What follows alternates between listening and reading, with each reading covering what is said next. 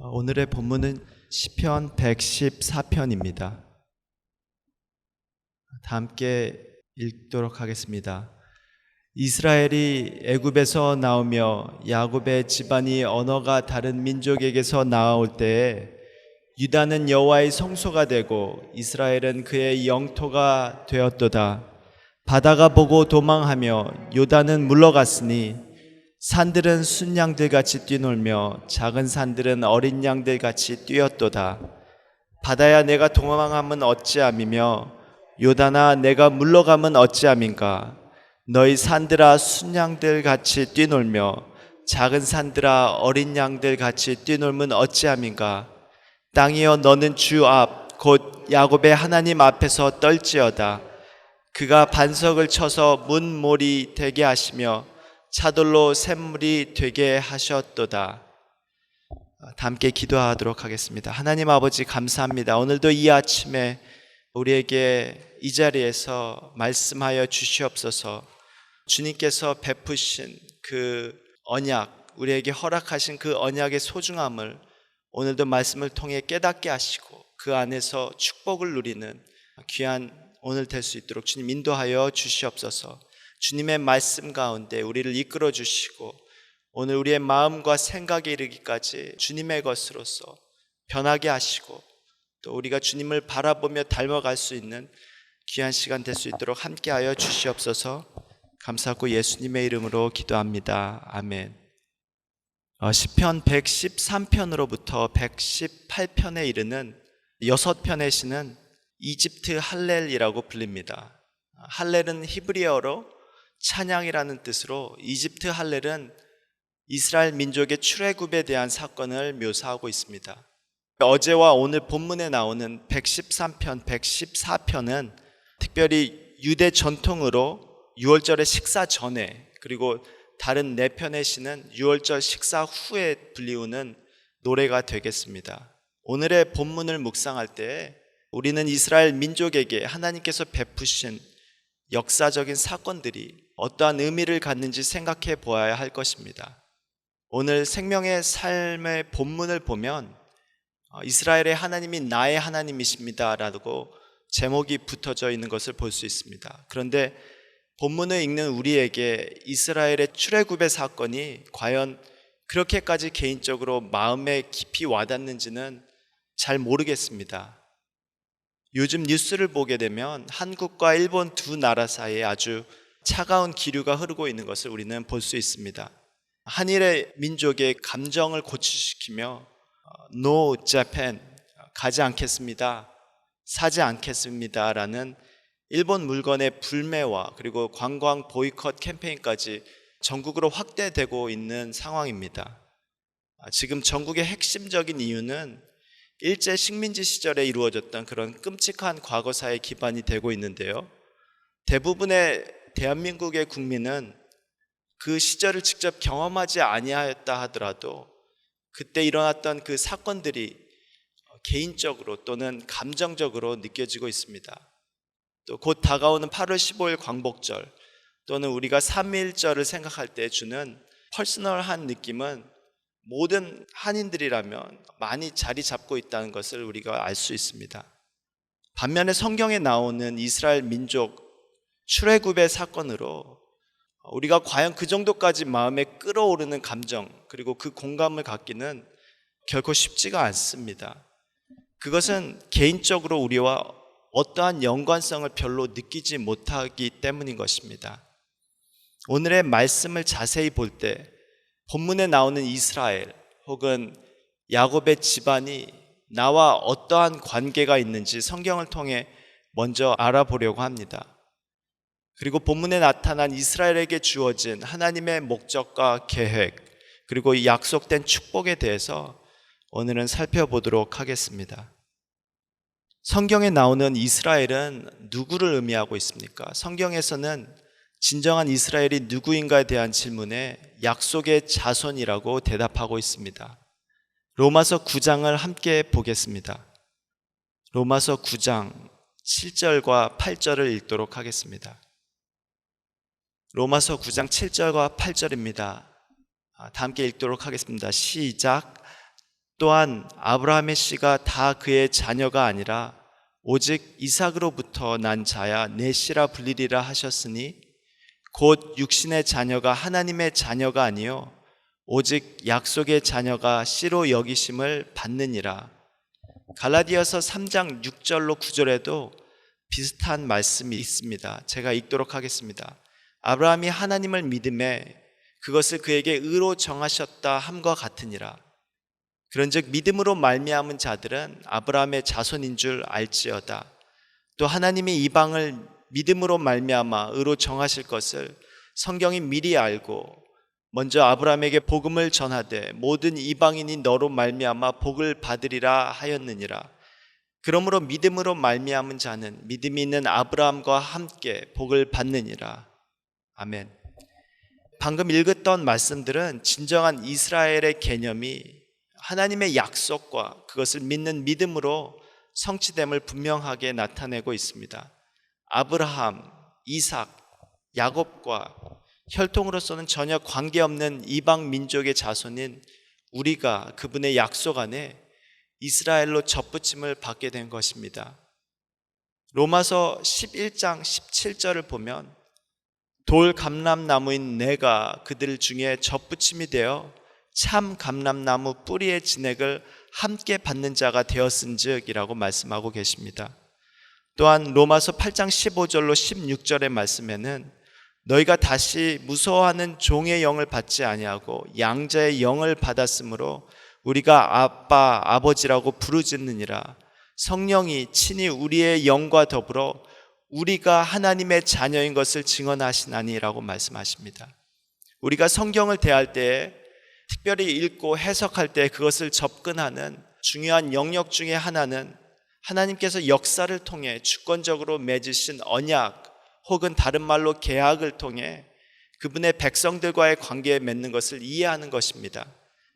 하나님께서 맺으신 계약들, 아담과 노아와 그리고 아브라함과 그의 자손되는 족장들, 더 나아가서는 모세와 다윗을 지나 궁극적으로 그리스도에 이르기까지 그 이르는 계약적인 사역들은 성경에서 통일된 주제를 갖고 역사의 시간을 지나며 계속해서 점진적으로 성취되는 것을 우리는 볼 수 있습니다. 그것들과 전혀 상관이 없는 듯 하였던 우리는 광활한 그 피조 세계에서 아주 작은 무리였던 이스라엘 민족을 주권적으로 선택하심과 같이 동일하게 그분의 주권으로 언약의 수혜자가 된 것입니다. 하나님의 주권은 계약과 언약의 소중함을 이해하는데 너무나 중요한 부분입니다. 팔머 로버슨은 그의 저서 계약 신학과 그리스도에서 다음과 같이 말하고 있습니다. 계약 혹은 언약은 주권적으로 사역되는 피로 맺은 약정이다. 성경이나 성경 밖의 증거가 계약 수립의 일방적인 형태를 지적한다. 성경의 하나님의 계약에는 흥정이나 교환 또는 교섭이 있을 수가 없다. 천지의 절대적인 주가 계약의 말을 명령하는 것이다. 다시 한번 로버슨의 표현을 빌어서 말씀드리자면 하늘과 땅의 절대적이신 그리고 전능하신 지존하신 주께서 그 넓고 광활한 창조의 세계와 그 시간과 공간 속에서 먼지보다 존재감이 없는 우리 한 사람 한 사람을 그분의 선하신 목적과 계획 속에 선택하셔서 유업을 이어받을 상속자로 삼아주신 것입니다. 정말 너무나 대단한 사실입니다. 그런데 이것은 너무나 믿겨지지 않을 만큼 놀라운 일이기 때문에 이것이 우리의 현실 속에 별다른 감흥을 주지 못하고 있습니다. 우리가 성경을 읽을 때 그것을 읽으며 하나님으로부터 매일 받게 되는 그 위대한 약속에 대한 감격과 그리고 기쁨이 없다면 우리는 성령 하나님께 간절함으로 간구해야 될 것입니다. 우리에게 오늘도 지혜와 계시의 영을 부어주셔서 우리의 마음에 눈을 뜨게 하시고 하나님의 부르심의 소망과 허락된 유업의 풍성함과 그리고 그분이 우리에게 베풀어 주신 능력의 위대함을 더욱 깊이 깨닫게 되기를 소망하며 기도합니다. 지금까지 우리는 본문 속의 이스라엘이 우리와 어떠한 연관성을 갖고 있는지 살펴보았습니다. 언약의 통일성 안에 우리는 그리스도를 믿는 믿음으로 이스라엘로 접붙임을 받게 되었습니다. 아브라함의 언약과 이스라엘의 언약의 혈통적 약속에 대해 합법적으로 우리는 후손이 되었음을 간략하게 살펴볼 수가 있었습니다.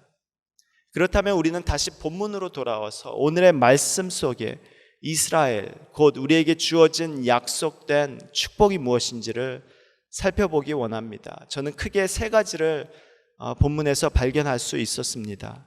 가장 먼저 어린 양 되신 그리스도의 죽음을 통해 죄악의 속박으로부터 구속함을 얻어 누리는 자유가 있었습니다.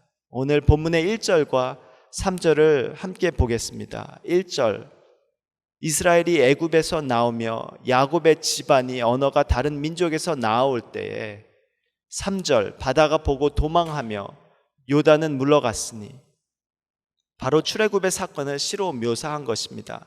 홍해와 그리고 요단강이 하나님의 능력 앞에 갈라진 사건이 의인화되었습니다.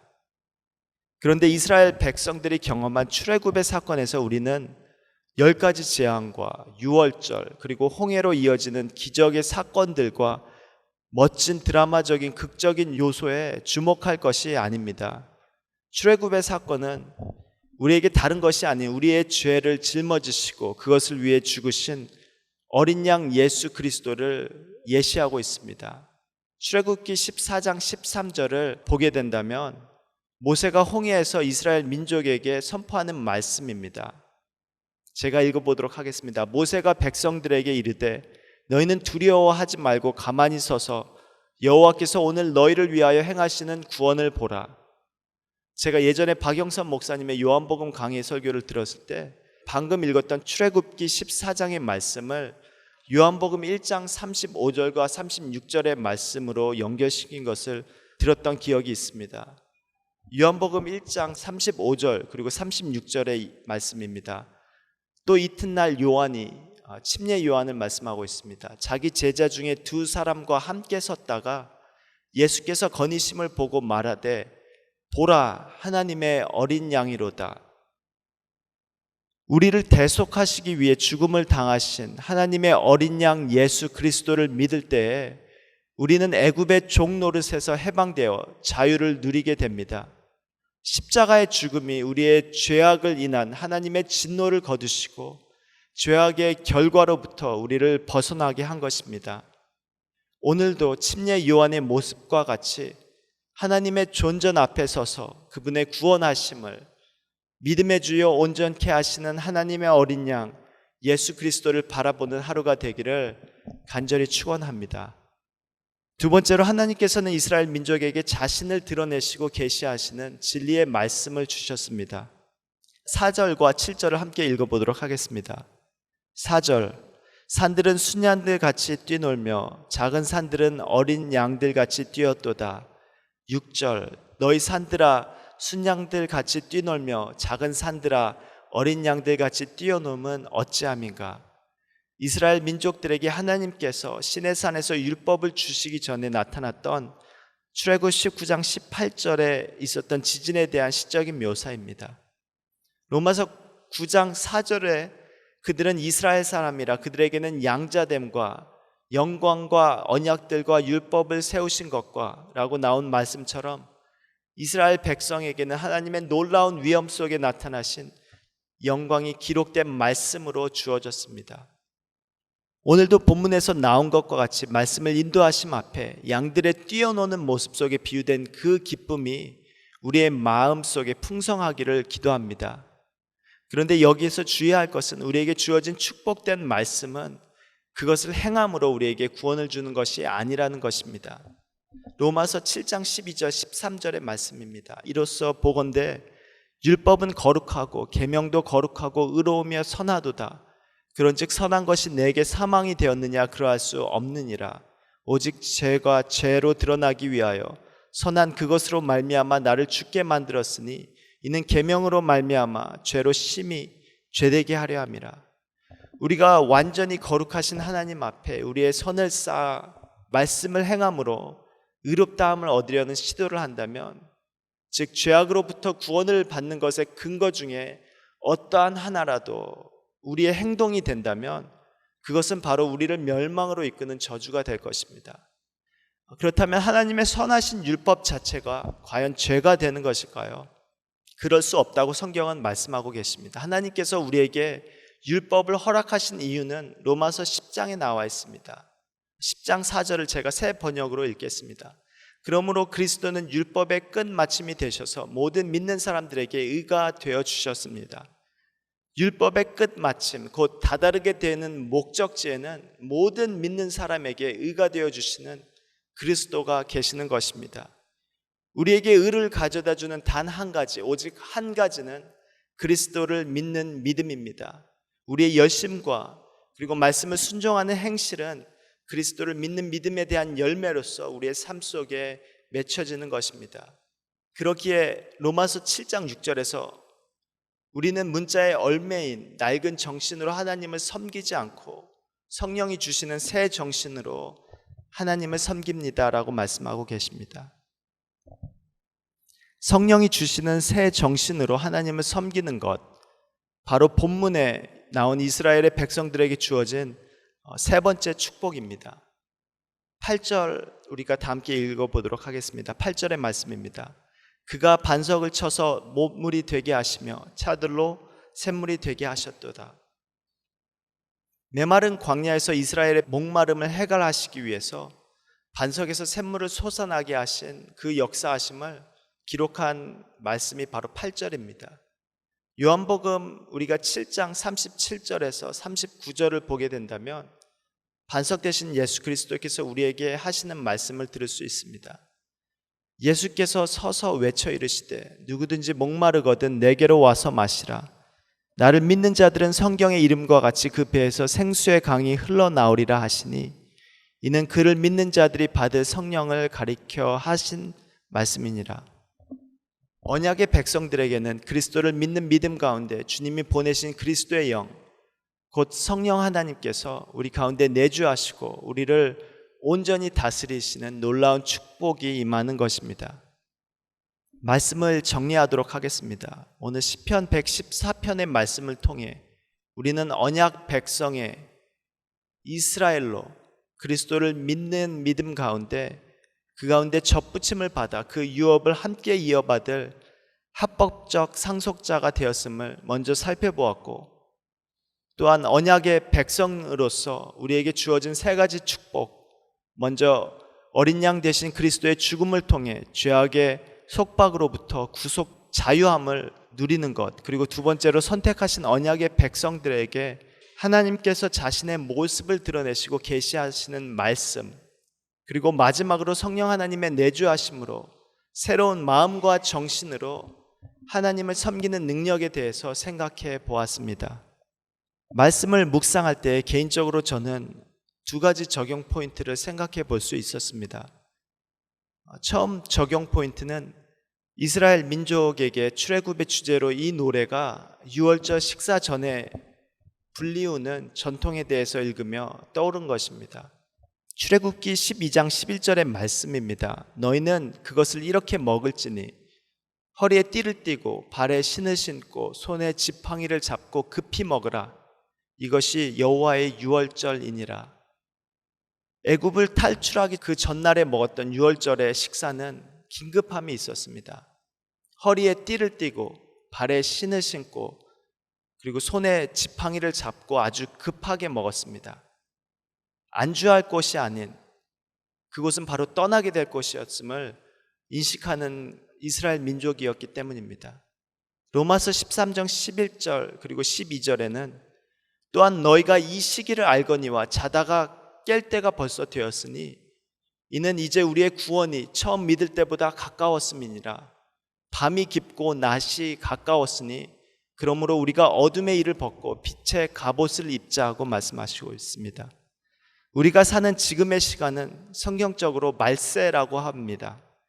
예수께서 부활하시고 이 땅에서 승천하신 그때로부터 다시 오실 때까지 시간을 의미하는 것입니다. 곧 다시 오시리라 하신 예수님께서 2000년이 지난 지금까지 오시지 않으셨다는 것에 대해서는 베드로후서 3장에 이렇게 말씀하고 계십니다. 새 번역입니다. 마지막 때 조롱하는 자들이 나타나서 자기의 욕망대로 살면서 여러분들을 조롱하며 이렇게 말할 것입니다. 그리스도가 다시 오신다는 약속은 어디 있느냐? 조상들이 잠든 이래로 만물은 창조 때부터 그러하였듯이 그냥 그대로다. 사랑하는 여러분, 이 한 가지만은 잊지 말아 주십시오. 주께서는 하루가 천년 같고 천년이 하루 같습니다. 어떤 이들이 생각하는 것과 같이 주님께서는 약속을 더디 지키는 것이 아닙니다. 도리어 여러분들을 위하여 오래 참으시는 것입니다. 하나님께서는 아무도 멸망하지 않고 모두 회개하는 데에 이르시기를 바라십니다. 그러나 주님의 날은 도둑같이 올 것입니다. 그날에 하늘은 요란한 소리를 내면서 사라지고 원소들은 불에 녹아버리고 땅과 그 안에 있는 모든 것은 드러날 것입니다. 사랑하는 성도 여러분, 하나님의 언약 백성으로서 주님의 약속의 때를 따라 그 시간을 분별하여 그리스도의 다시 강림하실 그날에 티도 없고 흠도 없는 사람으로 아무 탈 없이 하나님 앞에 나아갈 수 있도록 힘쓰게 되기를 바랍니다. 홍해를 건넌 이후에 요단강을 건널 그날이 예수님께서 오실 그날이 도적과 같이 이를 것이기 때문입니다. 두 번째 적용 포인트를 위해서 오늘 본문의 2절을 다시 한번 보도록 하겠습니다. 유다는 여호와의 성소가 되고 이스라엘은 그의 영토가 되었도다. 하나님의 주권 속에 우리를 택하시고 언약을 이루어 주신 이유가 우리로 그분이 거하시는 거룩한 성소가 되고 그의 영토, 곧 하나님의 나라가 임하는 것이라고 말씀하고 계십니다. 베드로전서 2장 9절의 말씀에 동일한 언약의 말씀이 나와 있습니다. 그러나 여러분은 택하심을 받은 족속이요 왕과 같은 제사장들이요 거룩한 민족이요 하나님의 소유가 된 백성입니다. 그래서 여러분을 어둠에서 불러내어 자기의 놀라운 빛 가운데로 인도하신 분의 업적을 여러분이 선포하는 것입니다. 오늘도 우리는 일상에서 여러 가지의 모습을 경험하고 있습니다. 그리고 또 경험할 것입니다. 매일 반복되는 단조로움 속의 나태함과 무의미함과 외로움, 때론 내가 감당할 수 없는 어려움과 고통 속의 염려와 괴로움, 또 나에게 요구되는 많은 일들에 파묻혀 정신없는 분주함으로 지쳐가는 모습들, 이것은 직장에서 쌓여져 있는 일들로 인해, 또한 가정에서 정신없는 자녀들과의 육아 활동을 인해서, 또한 교회에서 헌신하고 있는 많은 일들로 인해 다양한 모습으로 삶은 우리를 도전할 것입니다. 정말 원하고 소망한 것은 그 가운데 오늘 우리의 나아갈 방향이 길을 잃게 되지 않기를 원합니다. 우리가 직면하는 모든 상황들, 오늘의 모든 상황과 환경들보다 더욱 위대하시고 뛰어난 하나님의 언약을 바라보십시오. 이러한 혼돈과 어두움 속에서 하나님의 놀라운 빛을 주목하게 되기를 원합니다. 오늘 본문에 나타난 그분의 택하신 언약 백성이 되었음과 그리고 그 백성에게 허락하신 놀라운 축복을 기억하고 묵상하게 되기를 원합니다.